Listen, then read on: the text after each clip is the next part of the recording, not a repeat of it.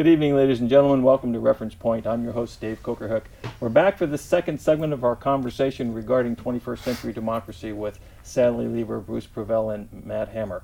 And so, folks, welcome back to the show here. Appreciate your staying around for this second session. And where we left off at the last one was the kind of exploration and discussion about why there is this high level of frustration and some of the things in our environment today, economically, politically, business structure-wise, that are creating the kinds of challenges that people are sensing, and then which lead to the high level of frustration. And kind of where we left off was a recognition that people are feeling somewhat powerless. And that leads me, Matt, right into talking more about your organization, PACT, because at the beginning of the last segment we were talking about how it tends to be involved with people, connecting with people to identify some of the key issues for them and looking at ways that they can connect and improve in that. So let's start there and see how this kind of looks at a way to help maybe solve some of these problems we talked about in the first segment. Yeah, so Sally talked a little bit about how at the root of some of this problem is the fact that people are in neighborhoods and don't know each other. So it's really, if you look at the history of our country for about the past 50, 60 years, you'll see that by pretty much any measure of the social connections between people, the trend has been on a very steep downward slope really for about 60 years. Whether it's measuring how many times a week do you talk to somebody in your neighborhood, how many community meetings have you gone to, what kinds of associations are you part of, are you a member of a union or a church or a garden club, basically any kind of community association, all the trends are on the steep downslope. And what that means is that the vast majority of people in our community as compared to 40, 50, 60 years ago feel way less connected to other people. What are they doing? Are they staying in their houses? Are they just walking to get their groceries but not talking to anybody? What are they doing? Well, I think people are working longer hours, are very busy with their nuclear family, raising kids.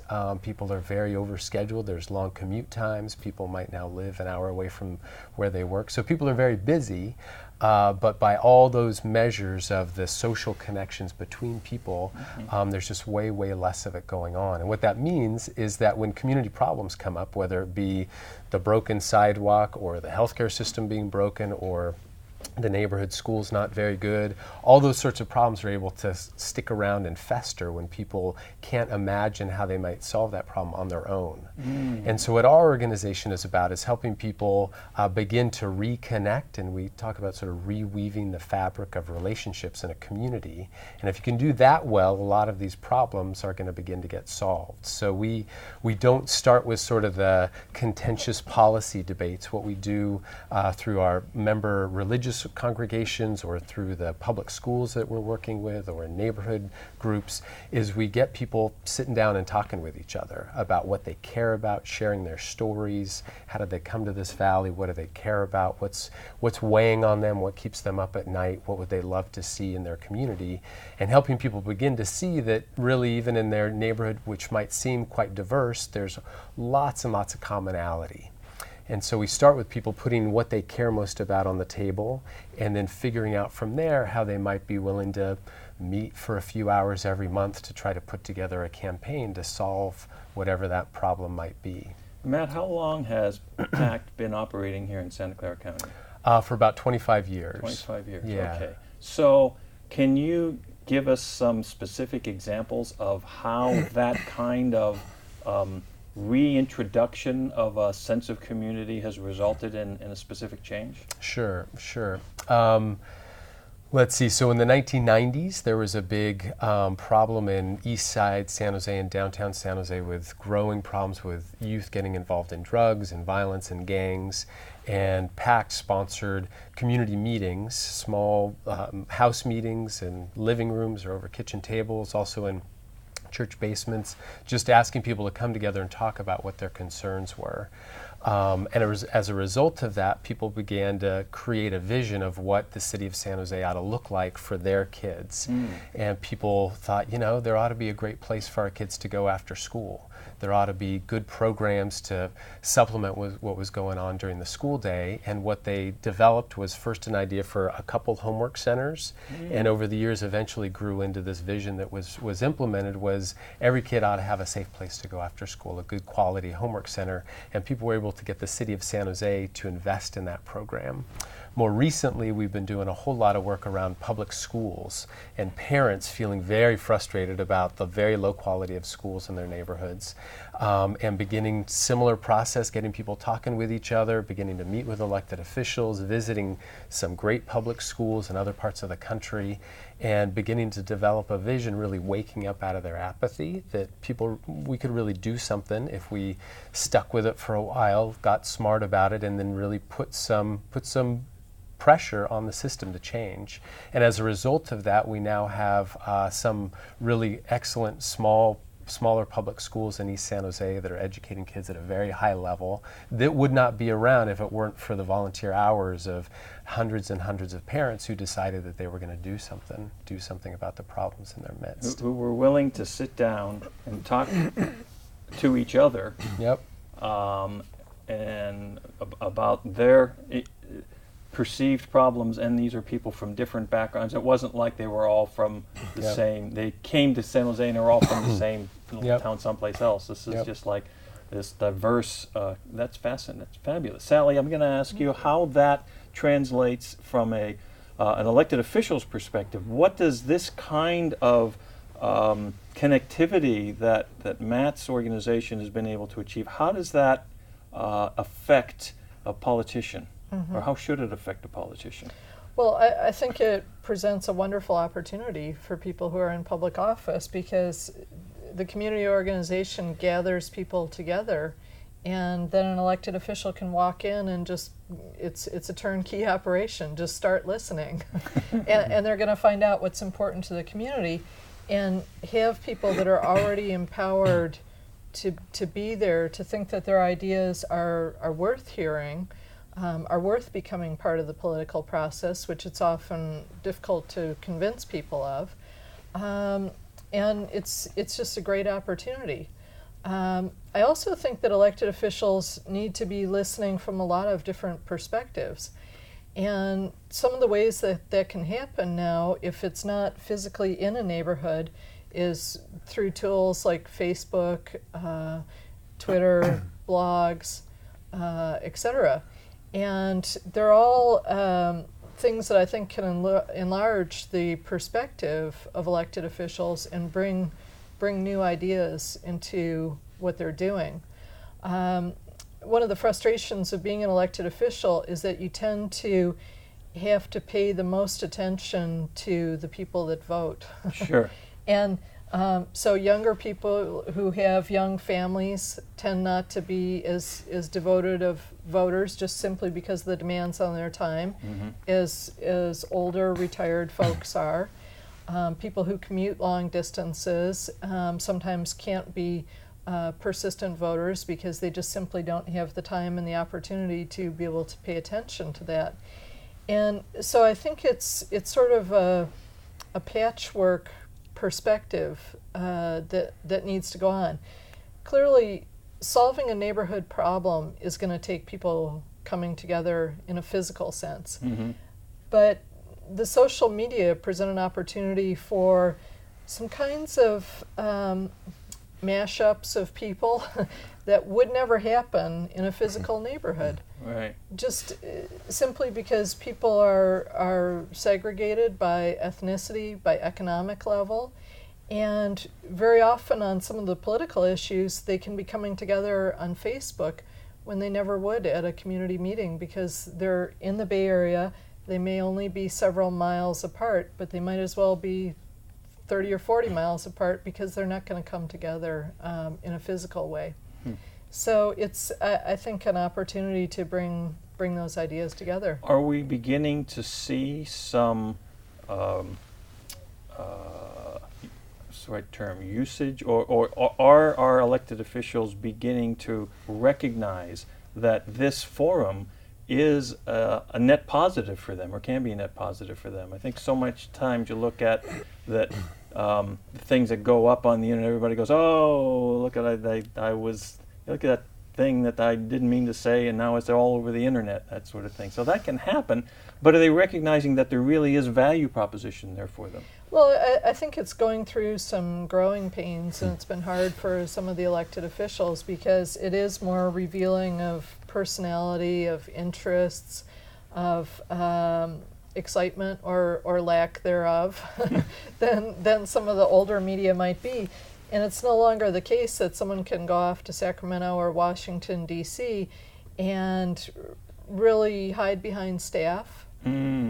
Because there's the expectation that you're going to be out there and available on a 24/7 basis to have questions thrown out and to be providing content. So there's much more accountability. I think the next trend of it is going to really be to link what's going on in government with what's going on with the community organizations in the nonprofits. Because so many times on public policy questions, the nonprofits and the community groups are doing great work, but it doesn't translate into legislation. And the elected officials have a very hard time of getting the word out in a timely basis to the community about what's happening so that the community can be as powerful as the lobbyists who are right there in the hallway. So there's a lot of promise to it, and I think we're still in the time period where we're going through a lot of analysis and people are saying, well, it's an inch deep and a mile wide. Right, yeah. But the fact is that when parts of a network are strengthened, the whole network becomes stronger. And I think that's the goal for all of us in the Bay Area here, is to see the communication be increased, to see the accountability be increased, to see the participation be increased. I think that speaks directly, Bruce, to this question of 21st century democracy. We're seeing a renewed effort to connect, for people to connect face to face, but we're also looking at a way of using technology to enable connectivity for those people who may not be in quite the physical proximity, but they're still looking to participate and have dialogue and engage in solutions. Yes. I'll give you a couple more examples. My member of Congress, Mike Honda, he asked through his website, he sent out that he was interested in getting suggestions of how to improve the information that's available on the website to make it more useful for people to be able to use it. You know, how can he make this more useful for his voters? And what I saw was it was a listing of about 50 comments that he'd gotten that were the substantive comments that people had sent back on his request for suggestions. And I believe that he formed a committee from some of them who expressed an interest in their comments and being part of it, to digest those suggestions and come up with a plan to actually make the changes. So he was using kind of a networking approach to re-engage the people who otherwise would have just, paid attention when it's time to vote for him again, and now they're suddenly part of the process themselves. So can this have an effect of, as Sally was suggesting it might, can it really have an effect of altering, maybe minimizing, but at least providing a counterbalance to the lobby effect that we are experiencing? We certainly are experiencing it in California. I have no clue as to whether the same kind of thing is true in Washington, D.C. I suspect that there's a high degree of that too. There is. So do we see that this can be a counterbalance? Well, it's a little bit early to say. We're still in the exploratory stages, but there's a lot of promise. I mean, we're not just taking the place of telephones or of televisions or of over-the-back fence conversations, but we're actually doing some things that is able to connect people independent of where they are, based on people not only being able to connect to people that are across the country if they share ideas or an interest in talking about things together, but also they're able to find people that have common interests so they can have these conversations occur independent of having to know them or to be introduced by somebody that they both know. Just they can find each I other. would just say that there's some big limitations to a lot of this new technology that I'm concerned that they don't get to the root of the problem, which is that people are out of relationship with people who are different than themselves.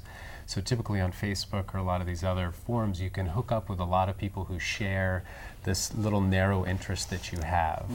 I don't see often online people actually getting changed, which I think is really what's needed. So where we start is, we've done a lot of work around immigration reform.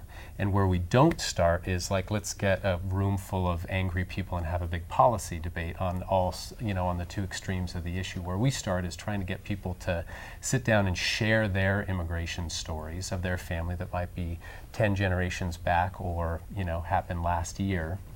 And beginning to see the commonalities between people in these meetings that we have, you just see people beginning to soften their positions on either side because they've put a real face and a real story. And, I can't really hate you sitting across the table. It's much more difficult to. When you hear like, oh, you've got grandparents too who had to go through that kind of a story. And to me, that is what is most missing right now in the public debate, is processes that allow people to get to know each other and maybe get moved, maybe get changed a little bit. And I just don't see that happening very often on Facebook or anything. So how do we facilitate that? I mean, if from a community perspective, we're able to accomplish certain things there. When you go to the next higher level, not just in our immediate city or county, but on a state level or at a national level, you have to attempt to solve certain challenges, and if the personal connection is an integral part of being able to allow someone to embrace a different viewpoint, how do we manage to make that happen? It's got to build up from the grassroots. I mean, the reality is you're not going to get people in Hawaii necessarily getting to know people in Florida. That'd be very complicated. But if you've got a great process in Hawaii and a great process in San Jose, California, and figuring it out in Tampa, Florida, and where people are getting to know people from different perspectives and finding what their common ground is, that's going to set the kind of open-minded political atmosphere of compromise and willing to listen to somebody and get changed by them, that you're going to be able to create good national policy, I think. How did we lose that connection? How was it that we came to not be engaging and talking to people? And I mean, you sort of touched on it a little bit at the beginning, but I mean, it just seems like there is a disconnectedness. And this fragmentation, Bruce and I talked about fragmentation at one point. Technology has helped us fragment because we can focus on our one little area and get that, the streaming news broadcast from the talking head that we want to listen to, as opposed to engaging in dialogue and debate and whatever. So, all right, well, what's neat about this is that there's this enormous layer of hope here. Seriously, about what we were talking about. I mean, it's not like we have no idea how to approach resolution to some of the challenges we have, but it's just a question of engaging. So now the next question: how do you get people to engage, to be willing to make the effort, because it is an effort to engage, to participate, and to therefore help create improvement? Anybody want to jump in on that one? Well, I think it's a lot of different things, especially in California. You talked about the feeling that we're sort of at loose ends, coming apart at the seams, we're not cohesive. And if there's any one characteristic of what California is about, it's probably a lot of very disparate people coming together in one place with the same California dream, but just in a very kaleidoscopic way. And I don't think we will succeed by getting everybody on the same page, because we're too different than that. So I think it's a lot of different opportunities, and many of them, as Matt and as Bruce both alluded to, are going to be by moving the boundaries of what we consider where people come into the process. So we may not be able to get the people in Florida and the people in California on the same page about a policy question, but if we offer up the opportunity to work on a local issue, then people get an experience of working with each other that maybe is something that happened when we all used to live where there were barn raisings or something like that. So now instead of that, we might have the Relay for Life or the process to play on the local city park, different things that are sort of the substitute, but create the experience and the feeling that people can be working together and that it's fun to do that. If it's not fun, nobody will show up over time. Right. But I do think that the social media are really bringing people together in a compassionate way and in a way that creates understanding about other people's lives and what's going on in other people's lives. We're sort of pre-programmed to be interested in other humans. That's why people sit around and watch people on TV pretending to deal with people. Because we're very, very interested in it.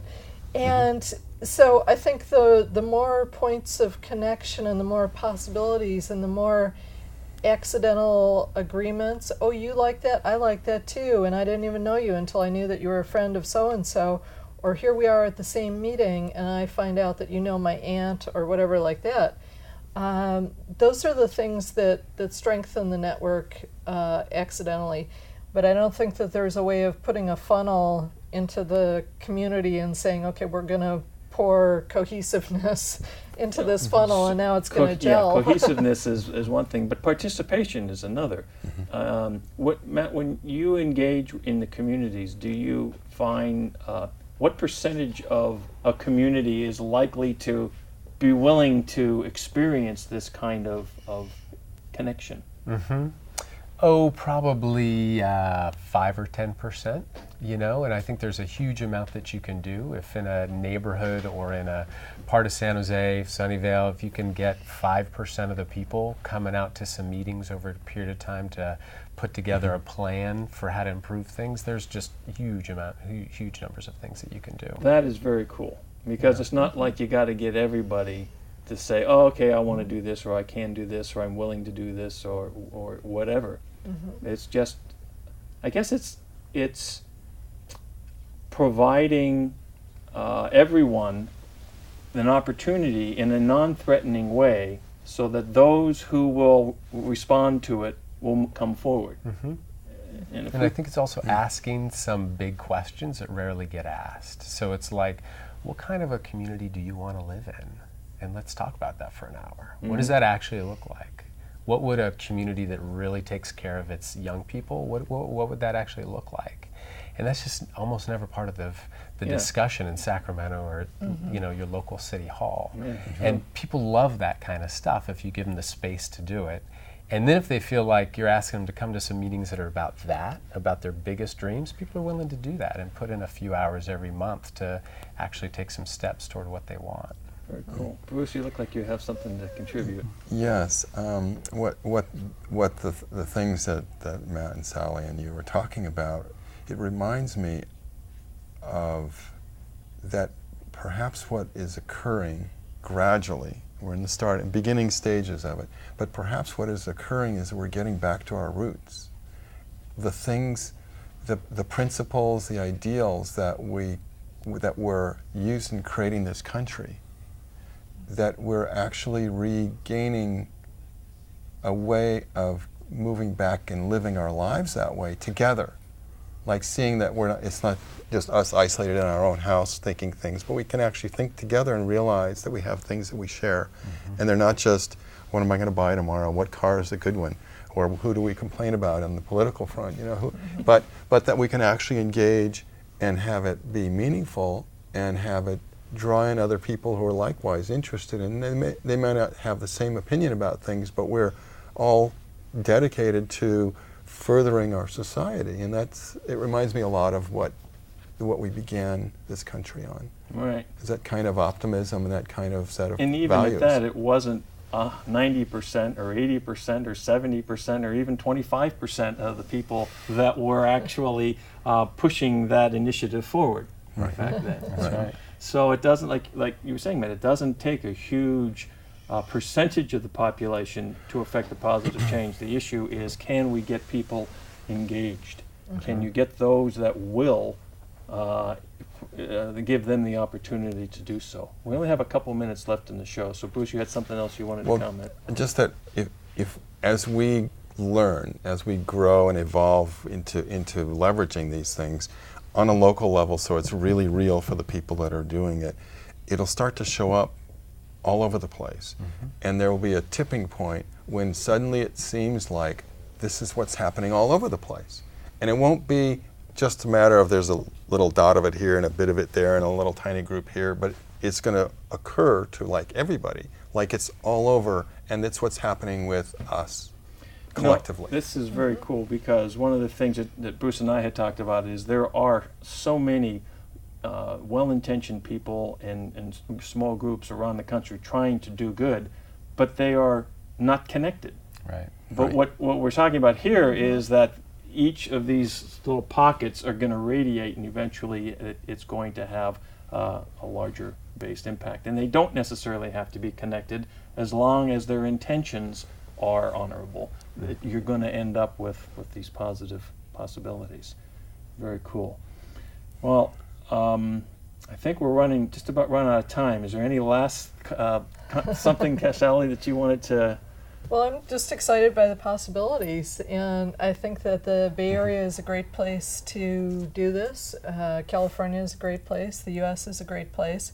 And what we're talking about, coming together in community, meshes very well with where we need to be economically, where we need to be in terms of the environment, where we need to be in terms of the future. So we've got a lot of great possibilities. Got some good stuff going. Good. And Matt, any last thoughts from you? No, I would just say that if you looked around the country, there's actually a lot of amazing small stories about people coming together and solving problems in their neighborhoods and in their schools. And we need to highlight those, because they can really be a source of inspiration for lots of other people. Yeah, I think that's great too. And maybe this is part of the solution too. Letting other people know about these kinds of successes and opportunities, because if you don't hear about them and know about them, you may not act on them. That's right. Well, thank you all very much for joining me here for this session of Reference Point. Ladies and gentlemen, I hope you've enjoyed this show. Remember, send in your queries, questions, whatever, to info@referencepointtv.com. We really appreciate you being out there in the viewing audience, and we'll see you next time on Reference Point.